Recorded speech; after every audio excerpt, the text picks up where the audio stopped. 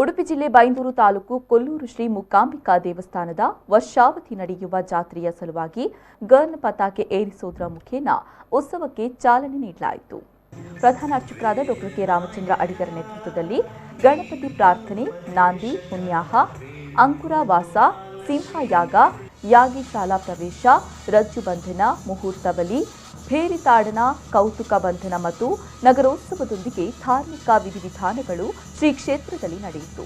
ಸಂಜೆ ಸಾಂಸ್ಕೃತಿಕ ಕಾರ್ಯಕ್ರಮದ ಅಂಗವಾಗಿ ರೇಖಾ ದಿನೇಶ್ ಬಂಟ್ವಾಳ ಮತ್ತು ಸಂಗಡಿಗರಿಂದ ಡ್ಯಾನ್ಸ್ ಮತ್ತು ಸಂಗೀತ ಕಾರ್ಯಕ್ರಮ ಹಾಗೂ ಪೂರ್ಣಶೃಂಗೇರಿ ದತ್ತಾತ್ರೇಯ ಪ್ರೆಂಕಾಣ ಆರ್ಟ್ಸ್ ಫೌಂಡೇಶನ್ ಬೆಂಗಳೂರು ಇವರಿಂದ ಭರತನಾಟ್ಯ ಜರುಗಿತು.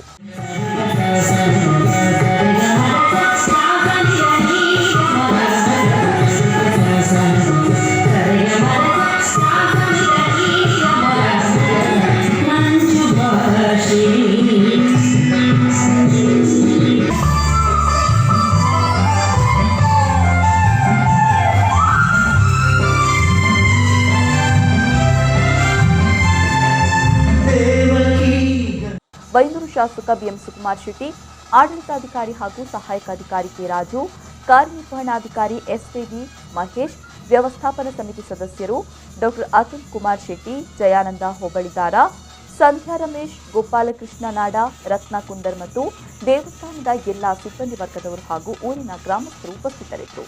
ರವಿರಾಜ್, ವಿ4 ನ್ಯೂಸ್, ಕುಂದಾಪುರ.